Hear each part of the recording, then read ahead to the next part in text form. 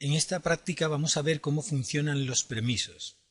Algo que es importantísimo para la administración, en algún momento hemos dicho que casi podía ser un 40%, y que en mi experiencia muchos administradores con bastante tiempo administrando aún no tienen claro.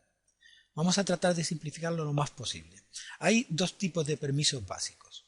Uno sería el conocido como permiso de carpetas compartidas y otro sería los conocidos como permisos de tipo NTFS. Vamos a suponer que tenemos una especie de tablita que vamos a crearnos aquí y vamos a tratar de desglosar en lo posible lo que pueden ser permisos de carpetas compartidas y distinguirlo de lo que pueden ser permisos de NTFS. Vamos a poner este pequeño cuadrito. Entonces, imaginemos que yo tengo un usuario. Por ser un usuario, yo puedo darle determinados privilegios relacionados con carpetas compartidas y relacionados con NTFS. Vamos a estudiar primero la parte de carpetas compartidas. Alguien decía que las carpetas compartidas realmente era como una especie de llavecita que me permite abrir los ficheros que voy a presentar desde el punto de vista de la red, de manera que estas serían muy mal pintadas, pero serían unas carpetas que yo abro para que sean visibles desde la red, pero nada más. Bueno, pues puedo darle privilegios a un usuario en función de qué es ese usuario en particular, o puedo darle privilegio a un usuario por pertenecer a distintos grupos. Vamos a tomar un ejemplo de uno de los grupos de los muchos a los que pertenece el usuario. Supongamos que por ser un usuario, pues yo le doy permiso de carpetas compartidas de solo lectura. Y supongamos que por pertenecer a un grupo determinado de los que él pertenece, pues yo le doy permiso de control total. La pregunta es, ¿cuál sería el permiso resultante que tendría el usuario por tener como usuario solo lectura y como grupo control total? He dejado un poco de tiempo para que lo penséis y respondáis, pero fijaros, la mayoría de las respuestas en muchas ocasiones son el más restrictivo. ¿Por qué? Pues porque la frase del más restrictivo es de las que más daño ha hecho. Sin discriminar demasiado, decidimos que es el más restrictivo porque parece que es lógico, mientras menos permiso tengan, mejor, ¿no? La otra frase también puede ser solo lectura porque prevalece el usuario. En algún otro caso alguien dice, pues control total. ¿Cuál es la respuesta correcta? La respuesta correcta es que los permisos se suman. El usuario tiene aquellos privilegios otorgados por ser un usuario más los privilegios otorgados por pertenecer a un grupo determinado.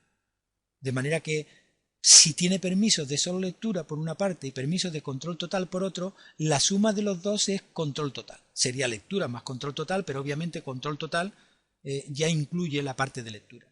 Para que os hagáis una idea, si el ejemplo fuera el usuario tiene solo lectura, pero lo meto dentro del grupo administradores con control total, ¿qué hace el usuario? Pues tiene privilegios de administración, control total. Bueno, pues vamos a ver ahora permisos referentes a NTFS. A un usuario con respecto a NTFS le damos permisos, por ejemplo, de escritura. Y vamos a suponer que por pertenecer a un grupo determinado le vamos a dar permiso de lectura. La pregunta es la misma que hacíamos antes. ¿Qué permiso total tendrá el usuario con respecto a NTFS? Aquí el más restrictivo sería lectura.